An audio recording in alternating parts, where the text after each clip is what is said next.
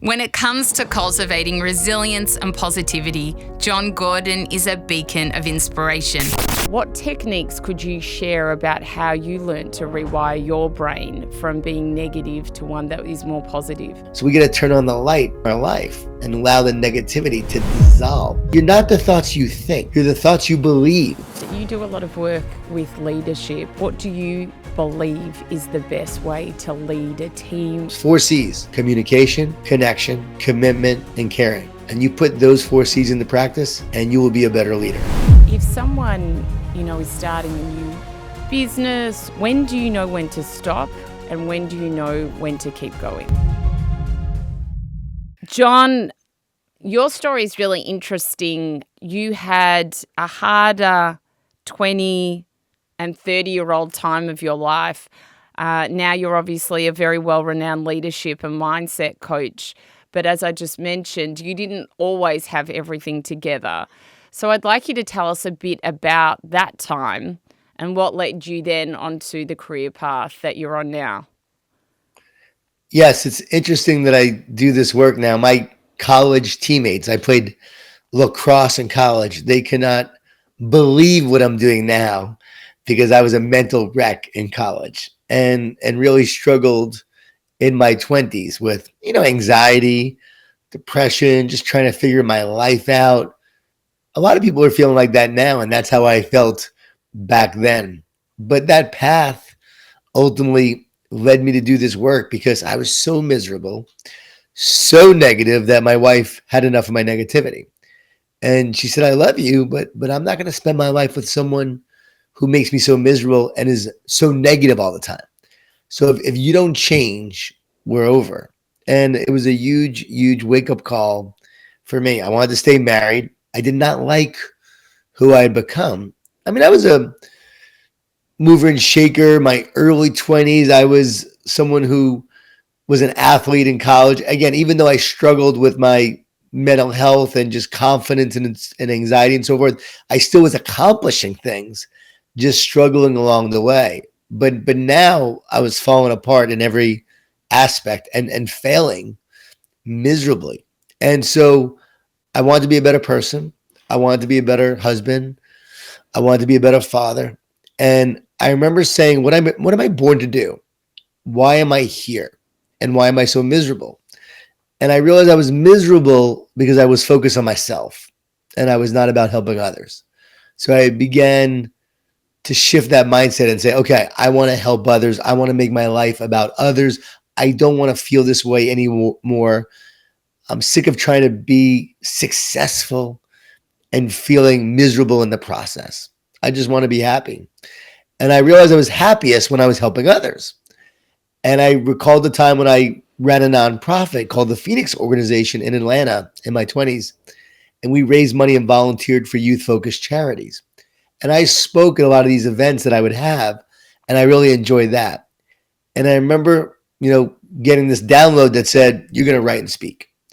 And so that began my journey of saying, okay, I'm going to write and speak. I don't know what I'm going to write and speak about, but I want to encourage people the way certain books had encouraged me over the years. And that day I made a decision to become a writer and speaker, and my life has never been the same since. Now, it wasn't easy. It was a lot of struggles, a lot of adversity, a lot of rejections. The energy bus was rejected over 30 times by all these different publishers. But at least I was on the path of doing what I felt I was called to do. You talked earlier about, always being negative in your younger years. And I wonder, what do you think gave you that negative disposition and how did you change that? Well, the research shows that we're all born with a happiness set point. Some of us are born more negative than others. I am not naturally a positive person, which is ironic because I'm known for positivity. Look at my shirt. It says Positive Warrior on it. I'm known for this brand of positivity. But I tell people all the time, I'm not naturally positive. I got to work at it. I got to get better at it. I'm still working on my positivity every day. And yet I believe that we teach what we need to learn. And so as I was learning positivity, I worked at becoming it in my own life and then also then teaching it with others. And so born more naturally negative. Also growing up in a Jewish Italian family, so a lot of food, a lot of guilt. And the Italians like to eat a lot of food, and so does, my mom's side of the family. And so there was a lot of food and a lot of negativity, a lot of love, but a lot of negativity. My dad was a New York City police officer, undercover narcotics. So he was battling on the streets of New York every day, the drug cartels. And so he was dealing with all of that. And he wasn't a very positive person. So I probably absorbed some of that, but I also believe it was my natural disposition. But it didn't mean that I didn't have hope. It didn't mean that I didn't have moments of positivity and happiness. There were moments of laughter and joy and positivity. I just, was negative at times and fearful at times and depressed at times. I had a soul that needed healing, like everybody else out in the world. Like we all have a soul that needs healing. I believe everyone has a hole in their soul. I tell people all the time, or I actually ask people, do you have a hole in your soul? And they say, a hole in your soul? And they say, yes, yeah, I do. Everyone knows that there's something that's not quite full. And so that's what I think I was in search of, searching for healing, searching for growth, searching to become the best, version of myself on this journey. And so eventually when I began doing this work, I realized that I could actually rewire my brain from negative to positive. And I began doing that, began working on my soul and nourishing my soul. And that really created a major transformation in my life. And I'm really living proof in many ways that you can become more positive, that you can grow, you can become better, you can heal, you can become more optimistic and more hopeful. And where I used to wake up with a lot of anxiety and nerves, I now wake up pretty happy and pretty peaceful. So I've changed a lot over the years, and I'm proof that you can change too. I feel like we have a very similar story. I grew up Jewish background and loving family, but worried so much. And it was that kind of negative talk, just more as a survival mechanism rather than, being mean or anything like that. Kind of that idea that you think the worst, then if the worst happens, well, you knew it was going to happen anyway. So that's how, like, as a child, you get to know that and you become worried, which, obviously it frames you to be negative. And so, same as you, I have to work on being a happier person, a more positive person. I remember I interviewed Arthur Brooks, who's, a very well-renowned happiness specialist, and he said the same thing. He said, I am not naturally happy. Like, I have to work at being a more positive person. And like you, I learned how to rewire my brain. But it's something you constantly have to work at. There's many mornings I wake up and I feel like I'm not in a great mood. But I know if I go into meditation, if I go into prayer, those are the things that bring me back to a sense of happiness and peace, and they give me hope for a great day ahead. And I wonder for you, what techniques could you share about how you learned to rewire your brain from being negative to one that is more positive? Well, first I want to share why this is so important and why this matters. I wrote about this in The One Truth, one of my newest books, and the brain is an antenna. Not like an antenna, it actually is an antenna. 86 billion neurons in your brain. Every neuron has a transmitter and receiver. And so you are tuning into two major frequencies, positive and negative. And it's why everything in this world ultimately comes down to positive and negative in the world. It's a battle between light and dark, positive and negative. That's the narrative of the universe. That's the ultimate story being played out. And you're going to have to overcome negativity with positivity to create your future, to be who you're meant to be, to uplift your mind and your soul, to take on the challenges, to take on the adversity, to take on the battles. And when you do, you win the battle, you become someone who can actually impact others and change lives. And so I really believe we're all a hero on this epic story, and we're playing a role in this epic movie called life. And you have to learn how to battle the negativity with positivity. And again, this is why it's so important, because a lot of people have negative thoughts and fear and worry, anxiety and doubt. And a lot of times they blame themselves for those thoughts. But do those negative thoughts come from you? And if you say yes, here's the next question. Who would ever choose to have a negative thought? Would you ever choose to have a negative thought? No, you wouldn't. So the negative thoughts are always coming in. And the key is to get to that higher frequency so you can tune into the positive thoughts instead of the negative thoughts. It's like turning on the light in a dark room. The darkness dissolves. So we got to turn on the light in our life and allow the negativity to dissolve. And also realize that negativity has no power over us because you're not the thoughts you think. Those negative thoughts are going to come in. You're the thoughts you believe. So what thoughts are you believing to be true? And this is life-changing once you begin to understand this and you see the brain as an antenna. That's why if you tune into negative thoughts, they start to affect your brain and your mind and your soul. And then what happens is you get more and more negative thoughts because your brain is now operating at a lower frequency and you begin to tune into more and more negative thoughts. The more you tune into positive thoughts and that higher level of frequency, you actually start to tune into that more and more and you get an upward cycle. On the negative side, you get a downward cycle. The root for the Greek word of anxious means to separate and divide. So when you're anxious, you actually feel separate and divided. What does fear do? Divides. What do negative thoughts do? Divide. They make us feel weak and powerless. What do positive thoughts do? Unite, connect, uplift. So you can see, do I want oneness and connection or division and disconnection? Do I want anxiety or peace and wholeness? Read The One Truth. It's a game changer, and it will literally help you understand how thoughts work and how our mind works at a whole other level. And so that's why it matters. So what are some things you can do to be practical then to get to that higher state of mind? Well, you said it earlier, you meditate. Prayer is the ultimate way to get to that higher state of mind. Prayer connects you to your creator. And guess what? You were created for connection. You feel anxious because you actually feel disconnected and separate from yourself, from others, and spiritually. Okay? I'm not talking about religion. I'm talking about connection to a creator. And I got to tell you, you're not here by accident, and neither am I. Look at your brain. Look at your eyeballs. Look at the way you see the world and hear, the auditory nerve and the optic nerve. Your trillions of cells that somehow work to create life. Does it all happen by accident? Did you flip a switch this morning to turn yourself on? No, somehow it all just works energetically and amazingly. We're actually energy beings more than anything, which should tell you we're not an accident because we're literally an energetic being with chakras and light. We're more light beings than physical beings, if you really understand that. So once you realize that, then you literally could see how, tuning into the positive is so important and why prayer is essential. Meditation removes a lot of the clutter that lowers your state of mind.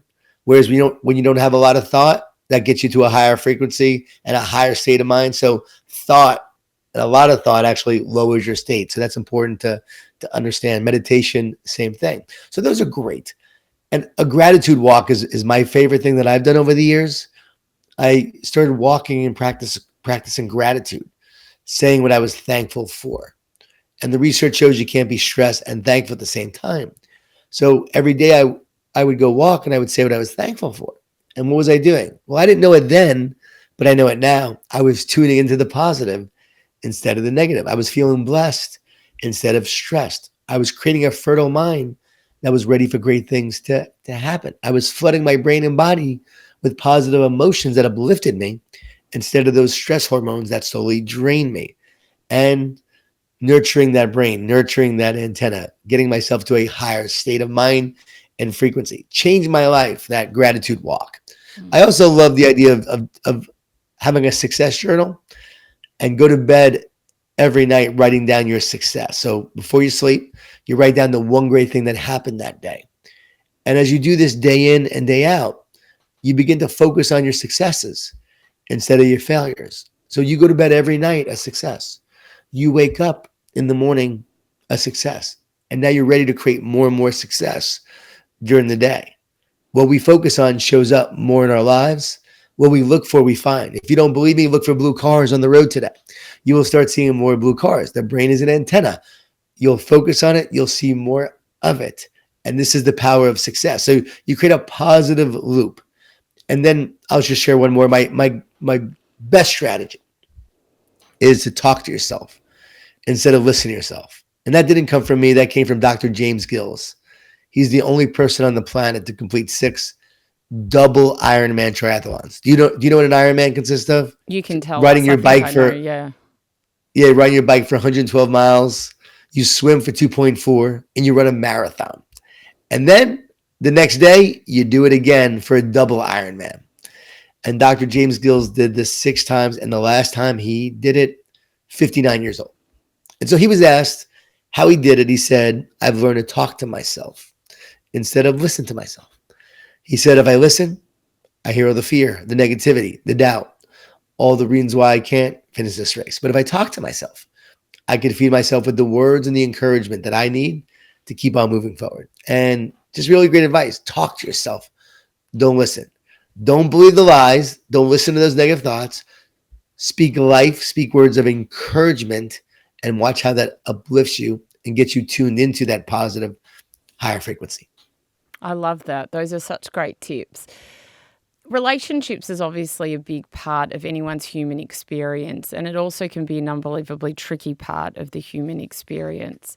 And I wonder what advice you have for navigating harder relationships and why telling the truth can be hard for people, but it is very important. Yeah, I think you're alluding to the book I wrote with Amy Kelly called Difficult Conversations Don't Have to Be Difficult. And as someone who is married for 27 years now, we've had difficult conversations over the years. And I often joke our difficult conversations really sound like ultimatums to me, but of things I'm being told I must do.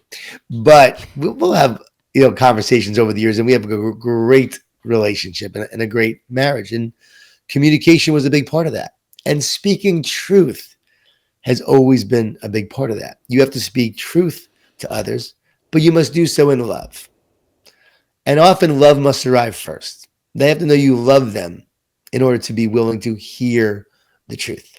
And so you share the love, they know you love them, you speak truth, and the truth is to help them get better, or the truth about you and how you have failed or how you have made a mistake and the things that you've done wrong, and you apologize.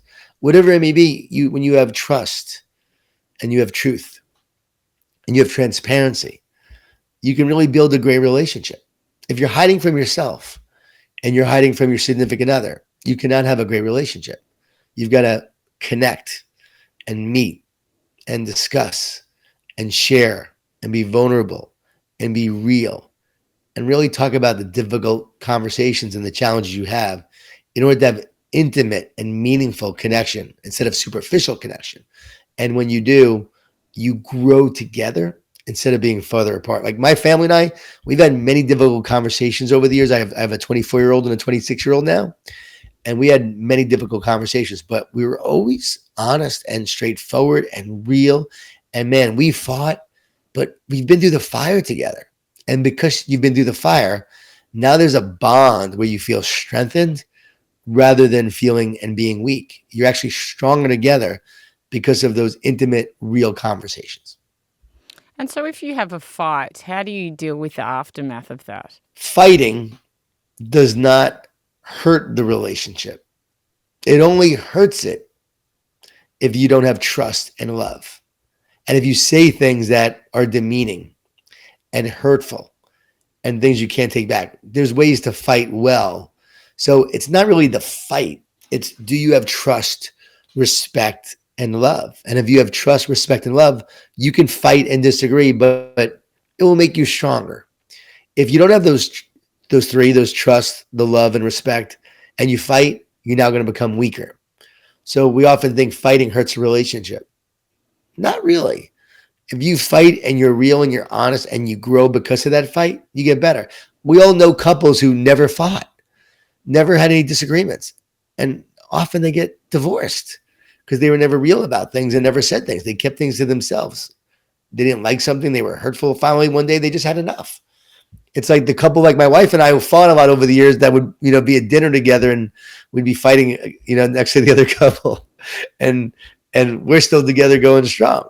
And I think it's because We were willing to also not have an ego in the fighting. We were willing to allow it to make us better, hear the other side, not right away always, not right away, maybe the next day, but come together and say, okay, how can I get better? What am I doing here that's wrong?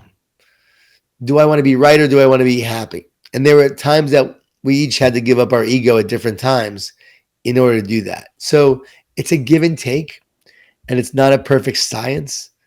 Relationships can be messy. There's a lot of issues that come into play. And so often you bring your baggage into your relationship. You bring your wound. You bring your past, your imperfect past. But marriage is a great opportunity. It's the greatest opportunity for healing.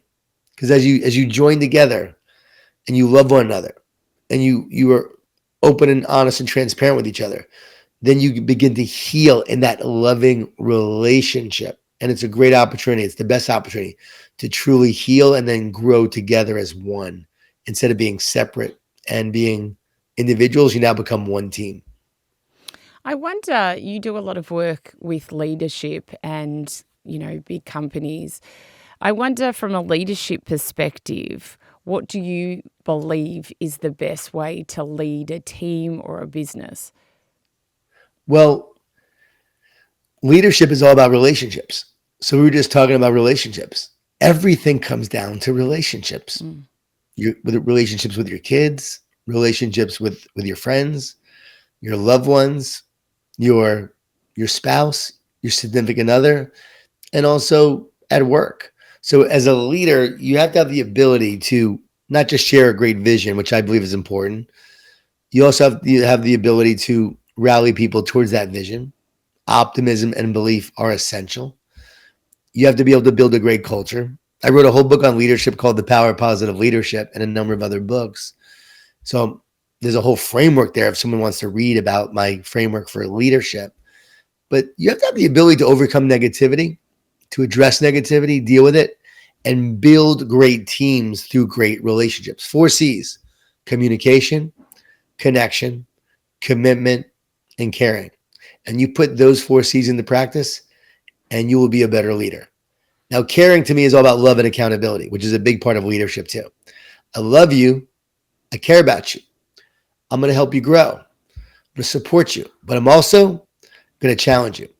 And I'm going to hold you accountable to our standards, to the principles, to our culture. And if you're not being your best and giving your best, I'm going to hold you accountable to it because I know there's more in you. And guess what? Because I care about you, I'm not going to let you settle for less. And because I care about our team and our organization, I can't let you settle for less because you're letting everyone else down. And that's where accountability comes in. So that's the hallmark and key to great leadership. If I had to sum up my book, The Power of Positive Leadership, I would say optimism and belief are essential. And then love and accountability, those keys right there will make you a better leader. What if you have someone that's working for you that you might really like, but they're just ticking the boxes? There's never anything outside of that, and maybe they've been with you for years, and you can tell they're just not they're just doing the job, but they're doing nothing outside of that, and sometimes just doing the job isn't good enough. How would one have that difficult conversation to be able to allow that person to thrive? Or is it up to that employer to say, thank you, but I think it's time to move on? It's a conversation. It's leadership. It's everything also leading up to the conversation. Have you shared your vision? Have you shared your mission? Does that employee know what that vision and mission are? Are they bought into it? Do they have a vision and mission? Have you talked about that with them?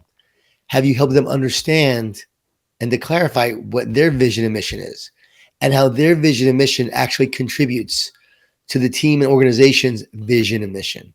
So if you have those conversations, there's alignment. Okay, here's where we're going. Here's our mission. What does it mean to you? Like, what does our vision and mission mean to you? Help them clarify that, articulate that, understand that. And then what is your vision and mission for yourself, for your career, for what you want to accomplish? All right, great. How can I help you achieve that? How can I help you do that? You have those conversations. If the person still is not working with vision and mission and passion and purpose, then it's another conversation. Do you want to be here? If you do, I need more passion from you. I need more enthusiasm. I need more excitement. I need to know that this job matters to you. You can tell you're going through the motions. It's showing in your work. Everyone sees it. I want a team that is on the bus, like the energy bus, and moving in the right direction with a shared vision, focus, and purpose. Give them a copy of the energy bus. Read it. Then we talk about it. Still doesn't work. Okay. Well, you know what? I got to give that person an ultimatum. Either they get on the bus or I've got to let them off the bus. And at that point, it's not because I don't care about you. It's because I care about our vision and mission and the team and everybody else. And I know for us to be successful, we can't just be going through the motions. We got to be excited about our work and the impact that we can have. And that's positive leadership right there. So you have those conversations. And then you start to see, is it you as a leader? Did you not set the vision and mission? Did you not discuss it? Does that person feel isolated and disconnected? Can you get that person connected and brought in to the fold so they feel like they're part of something bigger than themselves? And if they do, that person just may come alive and get excited and passionate. Again, if they don't, and you have these other subsequent conversations, then you'll realize, okay, this person, no matter what I say, is not on the bus. And you may have to let them off the bus and go somewhere else because you need to bring people on your team that are on the bus, that are excited, that want to be there, that are passionate, that are mission driven. And when you do, you'll be a much more successful team and company. But you have to first make sure that it's not you and you're not the reason why they're not excited, why they don't have a vision, and why they don't have a purpose. That's wonderful advice. I wonder, you touched on the soul earlier on and spirituality. How has that played a part in your life? Oh, it's everything. Psyche means soul. And so psychology was really about the study of the soul. It got compromised over time, but we're all spiritual beings. We often say that we're, human beings having a spiritual experience. I think we're all literally spiritual beings because we're made of energy when you really think about it. We're made of spirit, right? Inspiration in spirit. There's a spirit that connects all of us. Namaste says, the spirit in me recognizes the spirit in you. And so, yeah, my faith and my belief changed my life. And so at 35 years old, I became a follower of Jesus. Even growing up Jewish and being bar mitzvahed, I had an encounter that changed my life. I started seeing a glowing cross. And it was wild to me. Hard for me to believe even what I believe now. Like, I truly believe, he is who he said he was. And I've seen the transformation in my heart and my soul and the healing that has taken place. And it makes me understand why people do believe and why they've had miraculous encounters, because I experienced that and changed my life in the same way. So it's been a huge part of my journey, part of who I am. I work with many companies and businesses and schools and sports teams. So I'm not here to bring, a religion to people, but I do want to bring healing to people. And I want them to experience the freedom and the love and the healing that they are meant to go through life with. So I encourage people to read The One Truth if they're more interested in that. It's really a life-changing book that will change the way you see the world forever. Tell us what happened when you saw the Blue Cross. When I started seeing the crosses, yeah. So I was meditating because I was into Buddhism and I was a New Ager. So I was just seeking and I started doing a lot of meditations and I found they were helpful, but I still had an angst in my soul. I still had this anxiety I couldn't get rid of. So I was feeling better, but not feeling like this peace that I was looking for. So I began seeing these crosses during my meditation, which was wild. And then a friend of mine gave me a sermon from Erwin McManus, and one was called Why I Follow Jesus. And I heard it for the first time. And Erwin, came to faith later on in life. He never went to church or temple growing up, and neither did I. And he shared the story of why he followed Jesus. And it just really resonated with me. And I just said this prayer, like, God, if there is something in this Jesus, I'm open. Show me the signs. And I literally started seeing these signs everywhere I went. I'd be driving down the road. I'd look to the left and I'd hear, look, and I'd turn to the right and there'd be a sign that said, Jesus is the answer. Like, it happened so many times. It was crazy. Talk about the brain being an antenna. And I just kept seeing these signs. And after going to a Buddhist energy healer who was working on my stomach because I was having all sorts of digestive issues, I told him what I was seeing and experiencing. And he said to me, hey, Jon, that makes sense. He goes, Christianity is spiritual cheating. I said, what do you mean? He said, I'm a Buddhist. I want to see if I can attain enlightenment on my own. He said, but with Christianity, all you do is believe and receive. Jesus takes your burden. He takes your soul pain. He takes your heavy vibrational energy. Because if you have heavy vibrational energy, soul pain, you can't connect to a perfect, harmonious, energetic God. He said, Christians call it sin. I call it soul pain. And I said, can I take someone else's soul pain? And he said, can you handle your own? And I walked out of there believing that there was a God that wanted to take my burden, my pain, the things that were holding me back from being all I was meant to be, that would want to take my anxiety, my fear, my worries, and all of it. And I walked out of there believing that there was a God that wanted it, that would do that. And that's what happened to me.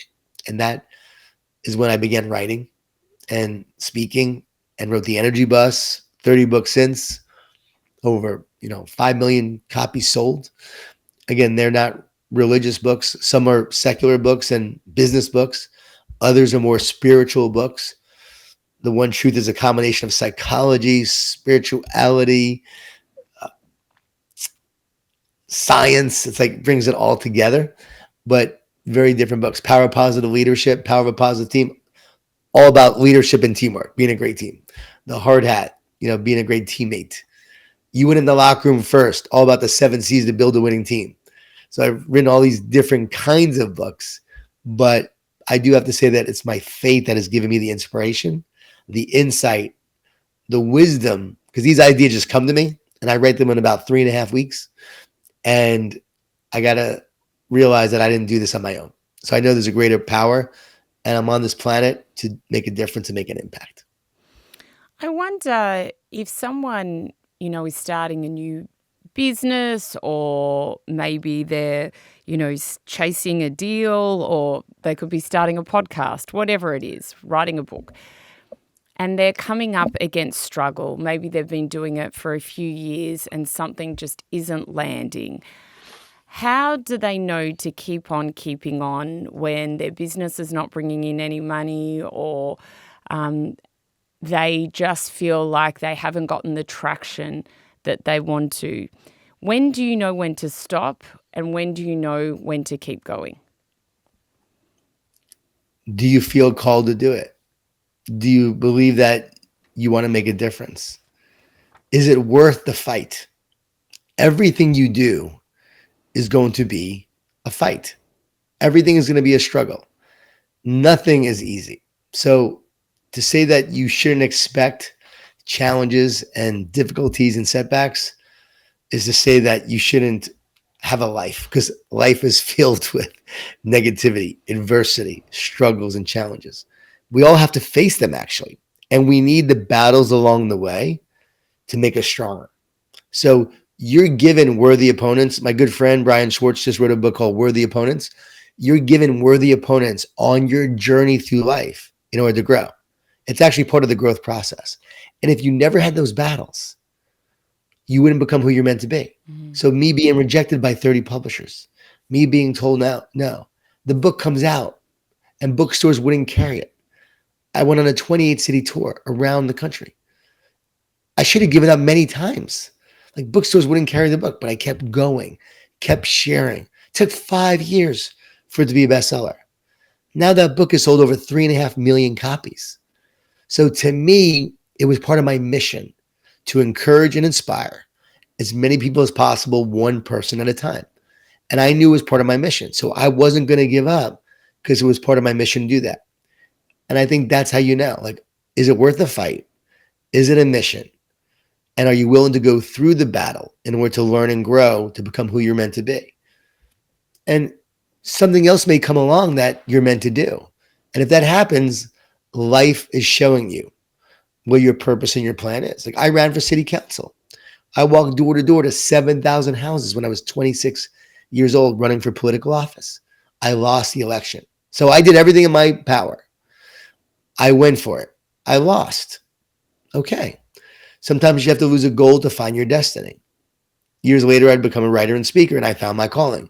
Thank God I didn't win the election. When I look back, thank God that was a great gift. Am I meant to go into politics in the future? Sometimes I think about it. Sometimes I think about running for president of the United States, right? So would I do that? Only if I feel called to and meant to, and if it's worth the fight and worth the battle. Right now, I'm not feeling that. So I'm not going for it. So I think anything's going to be hard and everything's going to be hard. And then you just have to be willing to persevere. And then when the loss happens or the setback happens, you just have to decide in that moment, is this a point where I'm meant to give up or meant to keep going? And if you truly want to do it and it's a mission, then you keep going. If you know there's something else you want to do, something you feel like, I just don't love this. Not because of the challenge. Like, don't let the challenge decide. No, I just don't love this. And I don't really want to fight for this. Okay.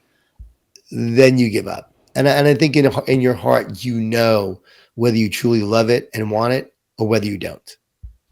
That's so true. I had a few different experiences in my life. I remember one where I wanted to add some sort of digital component to the suite of things that I did. And I contacted a few different digital agencies and we had meetings and they were all like, yeah, I'll send you a proposal next week, da-da-da. And literally not one of them did it. And I thought, what is wrong with these companies? Like, this is so unprofessional. None of them are getting back. Like, I have meetings with them. They're all supposed to send me these things.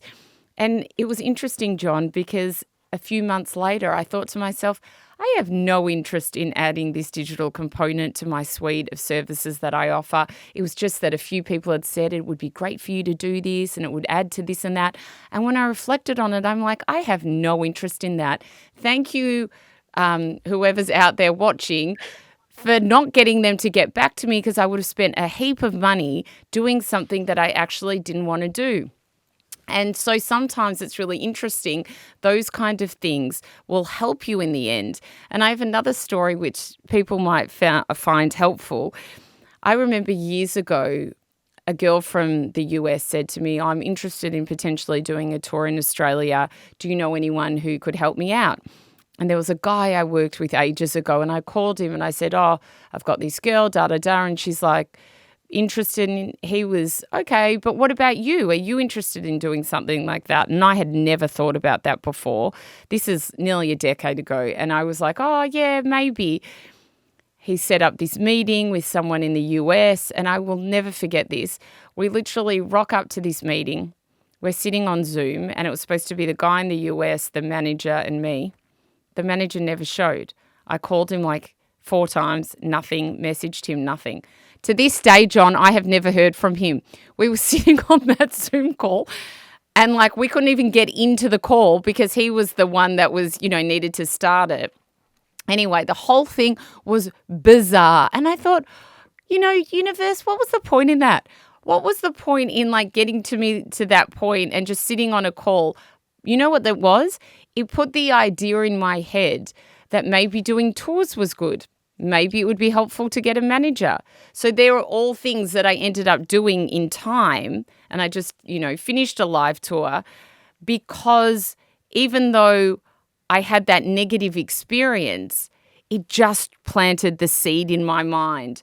So I think it's very interesting for people to hear that you can have these odd experiences that may not work out how you thought they would, but they end up propelling you forward. Yes. And you'll also have those moments where it doesn't work out, but it planted a seed in you. It planted a thought, an idea. I will have people come to me all the time and say something, oh, that's a good idea. And then 5 years later, it will happen and I'll do it. So I call them signs of grace.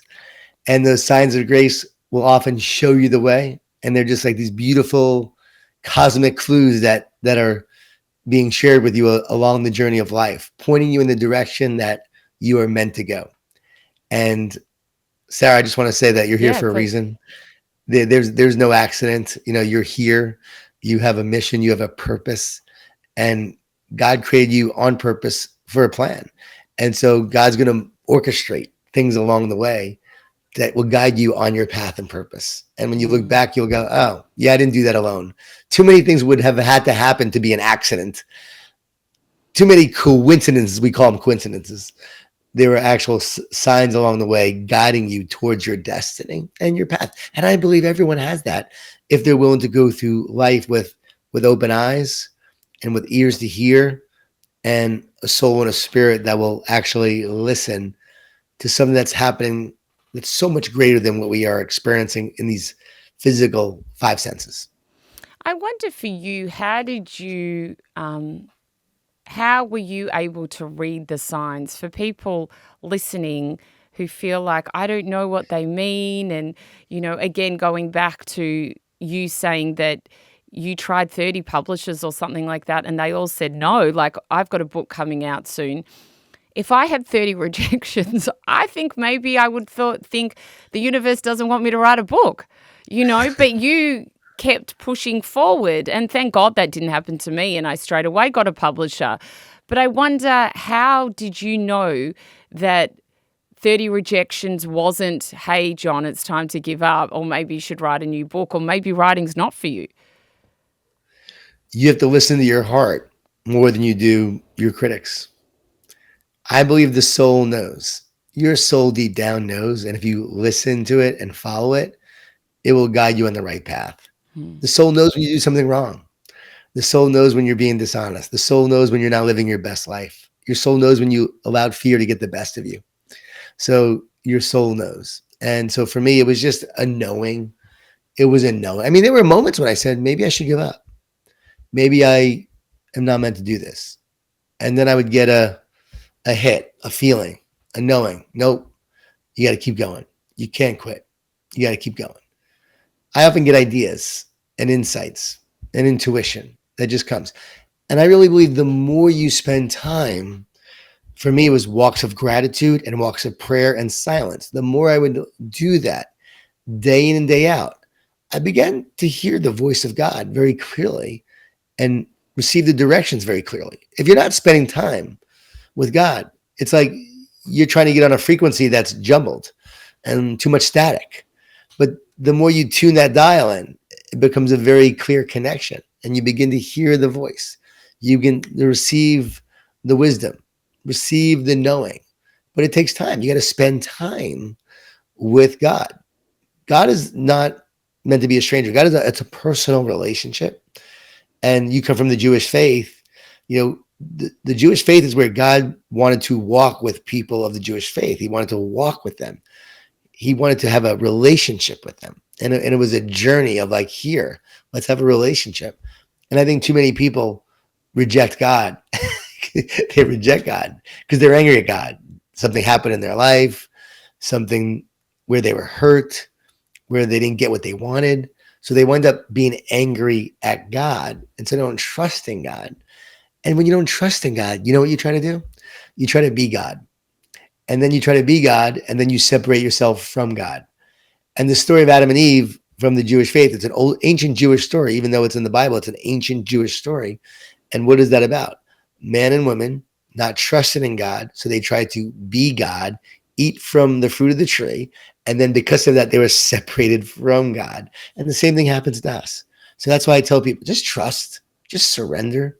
And the more you do, you'll be amazed at what happens in your life. And I think I'm so successful in business and powerful in business because I live from this place of faith and optimism and hope and belief. And I just trust in God. And so many things just come my way.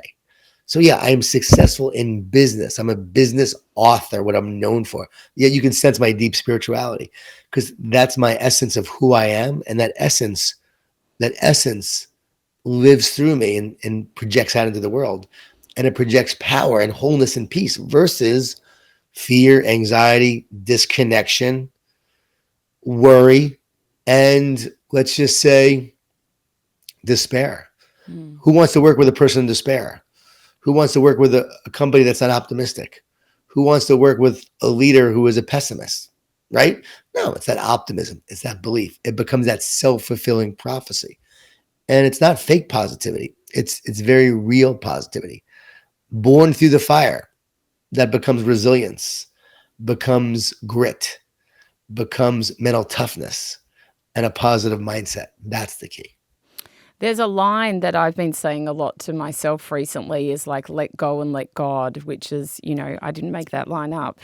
And I wonder, especially from a business perspective for people listening, when they're used to kind of hustling a lot and that's part of the job that they might do to be able to achieve what they want to, especially if someone's in a sales role, like that's part of the sales role, right? But then there's obviously a fine line where, you need to let go and allow that to come to you. When people talk about manifestation, they talk about creating it, what it is that they want, maybe visualizing it, feeling it, and then letting it go and allowing it to come to you. Because when there is that needy energy involved, that's what kind of, people get repelled by. I mean, that happens in relationships when we're trying to woo a person from a romantic perspective. If someone's really desperate, we can feel that energy and it's a turn-off. And I wonder how you walk the fine line between being a go-getter, but also surrendering to be able to get what you want. Real simple. You act like it depends on you, and you pray like it depends on God. So a lot of prayer, a lot of surrender, a lot of trust, and then you do your part, and you act, and you take action, and you let the results be to God. You don't try to control the results, but you can control your actions and your effort, and you give your best, and you let God do the rest. I tell kids all the time, do your best, let God do the rest. I've heard you say that in life we're fueled by love or fear, and I believe that to be very true. And I know from a lot of people that I coach from a mindset perspective, a lot of people wake up and they're very much in a fearful mindset. A lot of people obviously watch the news and they get in a fearful mindset. There are a lot of things that are around us that create fear. How do people move from fear to love? How do they move from fear to love? They realize that they are love and that love is the highest frequency on the planet. And love is also a choice. And it's knowing that love does cast out fear. So love is more powerful than fear. So the minute I focus on loving someone or loving what I get to do, and even loving the battle, loving the challenges. I tell athletes all the time that I work with a lot of professional and college athletes, focus on loving the competition and just love competing. And the minute you love competing and you're not worried about the outcome, you're not worried about making a mistake, you now are in the present moment. You're engaged. You're feeling the oneness and the connection that you're meant to feel. That's the zone state that everyone is searching for. And by the way, the zone is your natural state. People think the zone is a state you need to get into. No, it's the state you were meant for. It's the clutter and everything else that takes you out of your natural state. So the zone state is your actual normal state. We've just normalized not being in the zone. So the key is to get yourself in that zone state with love, and love connects. All right. Love creates connection. Would you agree with that? Yes. Connection then creates clarity. The more connected you feel and are, then you have this clarity. You see things so clearly. When you're in the zone, everything looks clear. You feel like you're on top of the world. You can take on any challenge. You know you will be successful. You just have this knowing, this clarity. And then because of that, there's confidence. And then this confidence leads to courage. And so love casts out fear. So we want to move from fear to love by living from love and getting back to our authentic state of who we truly are, and realize fear is an illusion. Fear is a lie. Fear is a liar. And so when I'm not in love and I'm in fear, then guess what? I'm living a lie because I'm believing the lies that are in my head. Love comes from knowing the truth and living the truth. And I share this in the One Truth, right? You just talked about manifesting earlier. So many people try to manifest, but they're not successful because they're trying to do it on their own. But when you love and you connect with, again, going back to the connected with the creator who created everything. Now you're one with the creator, in your oneness with the creator, which love is all about love. And you're in that state of love and oneness. Now you're manifesting because you're living from a place of wholeness, not neediness, a place from power, courage, confidence, clarity, peace. And that power allows you to manifest and create on this earth, in this world. And guess what? You were actually created to create. You were created to manifest, but not separately. It's not meant to be an independent relationship. In your oneness and connection, that's where you have the power to manifest. So you try to manifest on your own, thinking it's you. That's not the answer. The answer is, and when you're doing that, you're actually divided and separate. And so many people get anxious and worried and weak and tired because they're actually so disconnected that they don't have the power to manifest. So the more you move into that wholeness and oneness, man, you will have the power to manifest and create the life that you want. And I say, we're not meant to go through life chronically worried, stressed, fearful, and nervous all the time. So many people are, and we've normalized it thinking, oh, you have this chronic disease. Oh, you have this issue. Oh, you have this mental health challenge. So many people are dealing with it. It's actually become normalized. Guess what? It's not normal. What is normal is living from this place of love and confidence and courage and power. And that's how we're actually meant to live. It is a frequency. We all are at a frequency of energy, if that's what, you believe that to be true, that we're all energy.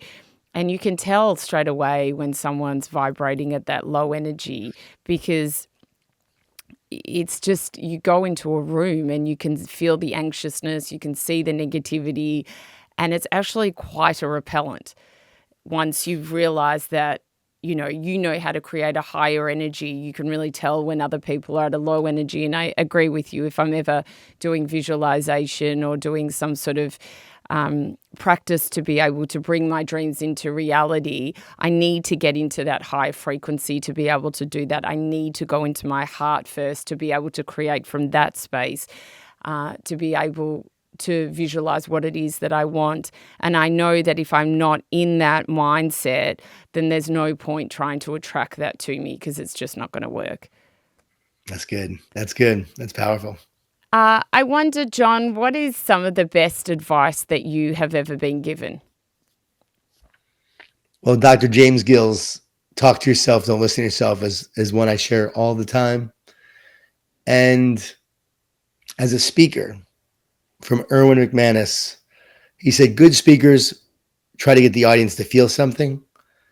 Great speakers feel it and invite the audience to participate in that feeling with them. So that always stood out to me, again, just as a speaker.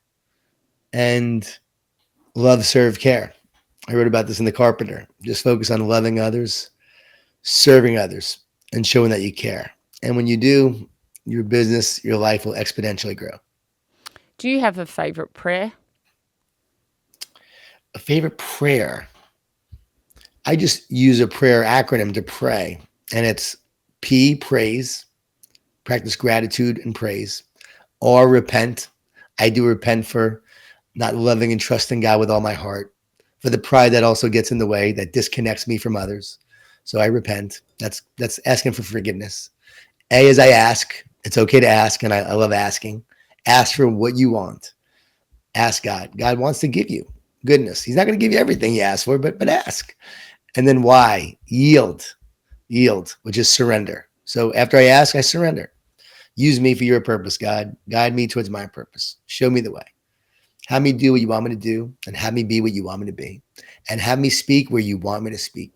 I always say God is my speaker bureau, but surrender is a big part of it. Letting go, as you said earlier, just letting go of control and allow the power to flow. And so I do ask, and then I expect prayer, right? Prayer. Then I expect great things to happen. And I trust in God's plan for my life, but I just expect miracles. So I expect, and then I receive. Receive. A lot of people don't receive because they don't ask, they don't surrender, and then they actually don't receive.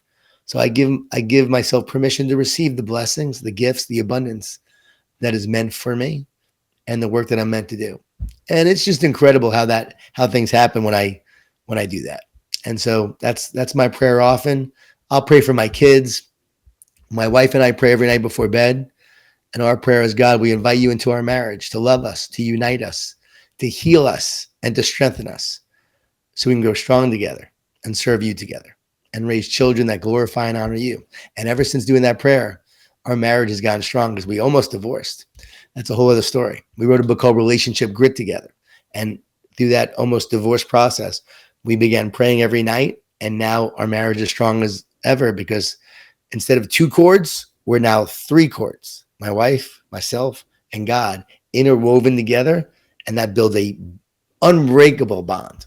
What's something that you wish for yourself? I don't really wish a lot of things for myself. I just want to be able to write books. I have some more books I want to write. I wish for myself to write these books and to make an even greater difference. What's been your greatest spiritual experience, or mystical experience, I should say? Mystical. The glowing cross is pretty wild. And just seeing all the incredible miracles that have happened, just the coincidences. Again, they're not coincidences, the synchronicities. Just when someone shows up that you haven't seen in years, you were thinking about someone and they call you. Just, I think there are mystical experiences that happen every single day. Just so many of them. And our final question, what is a life of greatness to you? A life of greatness to me. I believe that it's the same definition as success. It's the fulfillment of God's plan for your life. So are you fulfilling that plan? Are you giving your best? Are you pursuing excellence in all that you do? And are you using that excellence and using that gift that you have, that talent that you've developed in the service of others and making the world a better place? To me, that's greatness. Jon Gordon, thank you so much for sharing your wisdom today. It was great to talk to you. Thank you, Sarah. You're great. It's so great to meet you across the pond, as we say, right? Is it across the pond? Across the vast ocean. Appreciate you and keep up the amazing work you're doing. Thank you so, so much.